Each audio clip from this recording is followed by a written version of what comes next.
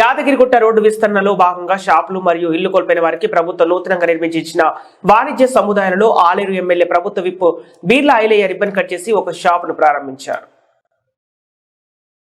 ఈ సందర్భంగా ప్రభుత్వ విప్ బీర్లా ఐలయ్య మాట్లాడుతూ మన యాదగిరి లక్ష్మీ నరసింహస్వామి ఆశీస్సులతో ఈ వాణిజ్య సముదాయంలో వ్యాపారం దినదిన అభివృద్ధి చెందాలని ఆకాంక్షించారు. యాదగిరిగుట్టను అన్నిగా అభివృద్ధి చేసేందుకు కృషి చేయాలని తెలిపారు. లబ్ధిదారులకు కేటాయించిన అన్ని షాపులను త్వరలోనే వారికి అందజేస్తామని తెలిపారు.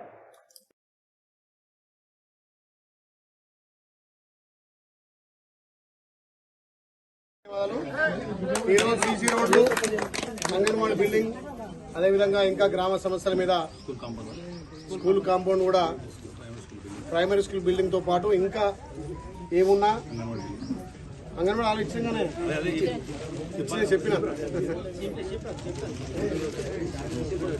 మీ అందరి సహకారంతో మీ ఏదైతే నమ్మకంతో గెలిపించారో ఆ నమ్మకంని మీరు గెలిపించిన 30 రోజుల్లోనే మీ గ్రామానికి సుమారు 25 లక్షలు కూడా శాంక్షన్ చేయడం జరిగింది. ఇంకా కొన్ని కావాలని చెప్పి ఇక్కడ ఎంపీపీ గారు, జెడ్పీటీసీ గారు, గ్రామ పెద్దలు కూడా అడగడం జరుగుతుంది.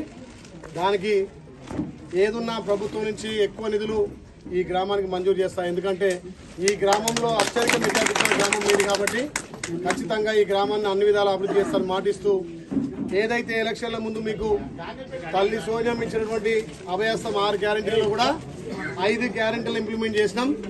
ఇంకా ఉన్నటువంటి గ్యారెంటీలు కూడా అంచెలంచెలుగా అమలు చేసుకుంటూ, ముఖ్యంగా తెలంగాణ రాష్ట్రంలో మా అక్కా జిల్లాలకు పెద్దపీట వేస్తున్న గౌరవ ముఖ్యమంత్రి రేవంత్ రెడ్డి గారు ఇప్పటి వరకు మనం ఇచ్చినటువంటి స్కీమ్లలో కూడా మహిళలకే పెద్దపీట వేసినాం. మొన్ననే మన గౌరవ ముఖ్యమంత్రి మహిళా సంఘాలతోటి పేరెడ్ గ్రౌండ్లో 1,00,000 మందితో మీటింగ్ పెట్టి ఒక శుభవార్త చెప్పిండు. గతంలో దివంగత రాజశేఖర రెడ్డి గారు ఉన్నప్పుడు మీ అందరికీ మహిళా సంఘాలకు పావులకు వడ్డీ వచ్చేదే రాకపోయేదా?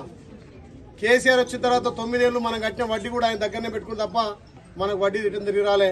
వాటన్నిటి కూడా గౌరవ ముఖ్యమంత్రి రేవంత్ రెడ్డి గారు ఆలోచన చేసి ప్రతి సంఘానికి ₹1 కోటి వరకు కూడా వడ్డీ లేని రుణాలు ఇస్తాను మాట ఇచ్చిండు. అది త్వరలో ప్రవేశం కాబోతున్నాయి. మొన్న 11వ తారీఖున ఇక్కడ యాదగిరిగుట్ట అక్కడ భద్రాచలం పోయి, భద్రాచలంలో మన సొంతింటి కళ నెరవేరాలి. సుమారు ఈ కోటిగా గ్రామంలో ఒక 30 నుంచి 50 మందికి ఇందిరమ్మ ఇల్లు ఇస్తాను మాటిస్తూ, ఎవరైతే పేదవాళ్ళు ఉండరో ఇండ్లు లేని వాళ్ళకు ఇండ్లు కట్టిస్తా అని చెప్పి మాటిస్తూ మన ప్రభుత్వం ఇందిరమ్మ ఇళ్లను మంజూరు చేసింది.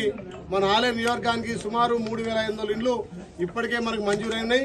ఇంకా కూడా గౌరవ ముఖ్యమంత్రి తోటి మంత్రులతో కూడా ఎక్కువ తెచ్చి కోటికల్లో సుమారు ఒక 50 మందికి ఇండ్లు కట్టిద్దామని చెప్పి మాట ఇస్తూ అభివృద్ధిలో వెనుకపోయే ముచ్చట్లేదు. మా అక్కా చెల్లెల కోసం 500కే గ్యాస్. కొంతమంది అంటారు, అన్నా మేము 1050 కట్టి తీసుకుంటాం, 1040 తీసుకుంటాం అంటే, మీరు 1050 కట్టినా కానీ మళ్ళా ₹540 మళ్ళీ మీ అకౌంట్లో పడతాయి. ₹1 కూడా రిటర్న్ పోదు. మీకు 500కే గ్యాస్ వస్తుంది. ప్రతి ఇంటికి 200 ఇంట్ల వరకు ఉచిత కరెంటు. కొంతమందికి ఎవరైనా రేషన్ కార్డు మ్యాచ్ కాకపోతే వాళ్ళకి బిల్లు వస్తే ఇట్లా ఇక్కడనే మన ఎండీ ఉన్నారు, వాళ్ళకు కూడా చెప్పడం జరిగింది, మన స్పెషల్ ఆఫీసర్ చెప్పడం జరిగింది. ప్రతి ఒక్కరికి 200 ఇంట్ల వరకు ఉచితంగా మీకు కరెంటు బిల్ కట్టాల్సిన అవసరం లేదు. దాంతోపాటు ఇప్పటి వరకు రైతులకు కూడా 3.5 ఎకరాలకు మనం రైతు బంధు ఇచ్చినాం. మిగతా ఈ వారం రోజుల్లో మిగతా రైతులకు కూడా అందరికీ వేయడం జరుగుతుంది. మన గౌరవ ముఖ్యమంత్రి రైతులను దృష్టిలో పెట్టుకుని రుణమాఫీ కూడా చేయడానికి ప్రభుత్వం సిద్ధంగా ఉంది. కాబట్టి రైతులు కూడా ఎవరు ఆధారపడుతూ, గత ప్రభుత్వం కరెంటు అడపదడప ఇచ్చినా ఇవాళ 19 నుంచి 24 గంటల కరెంట్, 21 గంట కరెంట్ ఇస్తున్నాం. ఎక్కడ కూడా కరెంట్ 1 గంట అర్ధగంట కట్ చేసినా కానీ వాళ్ళ మీద కేసులు పెడతామని చెప్పి వాళ్లకు అధికారులను కూడా ఆదేశించడం జరిగింది. కరెంటు విషయంలో, గ్రామాలలో నీళ్ల విషయంలో కూడా ఎక్కడ కూడా కాంప్రమైజ్ కావాల్సిన అవసరం లేదు. ఈ 3 నెలలు మనకు వర్షాలు పడకపోతోటి భూగర్భ జలాలు అరిగంటినాయి. దానికి కూడా ఎక్కడ కూడా ప్రతి ఇంటికి నీళ్లు అందించాలని ఇక్కడ కొత్త బోర్లకు కానీ ఇక్కడ నీళ్లకు కూడా అమౌంట్ మంజూరు చేయడం జరిగింది. ఏదున్నా మీ చేత ఎన్నుకోబడ్డ ప్రభుత్వం కాబట్టి ఇది మన ప్రభుత్వం. మీరు ఏదున్నా డైరెక్ట్ మీ ఊరికి వారంకో 10 రోజుల కోసం సమయం ఇచ్చొస్తా, అందరు కలిసి మన గ్రామ సమస్యల మీద చర్చించుకొని ఒకటిగా అమలు చేద్దాం. ఇప్పుడే మన గ్రామ పెద్దలు కూడా చెప్పారు.